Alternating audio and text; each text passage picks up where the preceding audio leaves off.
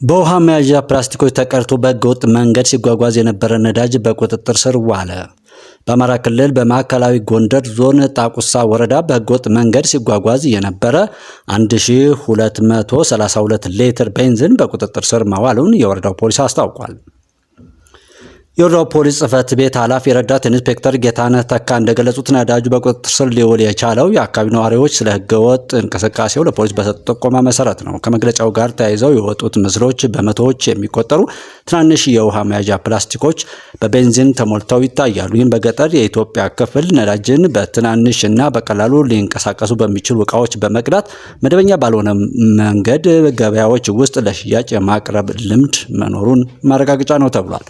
ይህ ክስተት በበርካታ የኢትዮጵያ አካባቢዎች የታየውን ሰፊ ልምድ የሚያንጸባርቅ ሲሆን የነዳጅ እጥረት እና መደበኛ የማከፋፈያ መንገዶች ውስን መሆን ለጥቁር ገበያውና እንደዚህ አይነት ለባሰ ችግር መስፋፋት ምክንያት እየሆኑ መጥተዋልም ነው የተባለው። በእንደዚህ አይነት ሁኔታዎች ውስጥ ነዳጅ ምንም አይነት ደረጃውን የጠበቀ መያዣ፣ የደህንነት ጥንቃቄ ወይም የቁጥጥር ስርዓት ሳይኖር የሚያጓጉዝ እና የሚሸጥም ሲሆን ይህም በደህንነትና በኢኮኖሚው ላይ ከፍተኛ አደጋ የሚጋረጥ ወይም የሚጥል መሆኑን በተግባር ያሳየ ነው ተብሏል። እናንተስ ምን ትላላችሁ?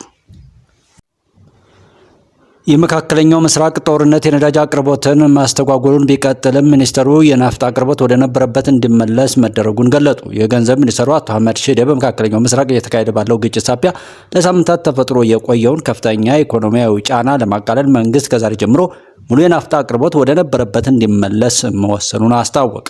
ውሳኔው የተላለፈው በሀገሪቱ የነዳጅ አቅርቦት ሰንሰለት ላይ ከፍተኛ ውጥረት ተከስቶ ከቆየ በኋላ ቢሆንም ሚኒስተሩ የኢኮኖሚውን የመቋቋም አቅም እያደገ መምጣቱንም ገልጧል። አቶ አህመድ ሺዴ ኢኮኖሚያችን የተለያዩ ጫናዎችን በመቋቋም ፈጣን እድገቱን ማስቀጠል የሚያስችል የመቋቋም አቅም ላይ ደርሷል ያሉ ሲሆን ይህ ስኬት የተገኘው በማክሮ ኢኮኖሚ ሪፎርምና በተቀናጀ ስራ እንደሆነም አመላክተዋል። የሱዳን ጦር በብሉ ናይል ክልል የተሰነዘረበትን የአማጽያን ጥቃት ማክሸፉን አስታወቀ።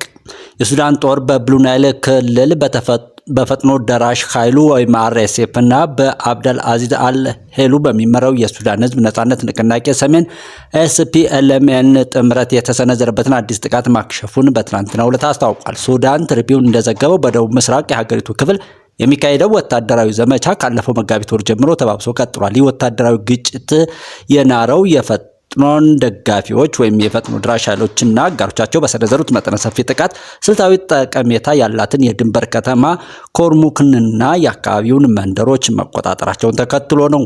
የጦር ኃይሉ አራተኛው እግረኛ ክፍለ ጦር ባወጣው መግለጫው በመንግስት ደጋፊ ታጣቂዎች የታገዘው ጦር በደቡብ አቅጣጫ በሚገኘው በሳሌ አካባቢ ዳርቻዎች ላይ የሽብርተኛውን ሚሊሻ ድል አድርጓልም ብሏል።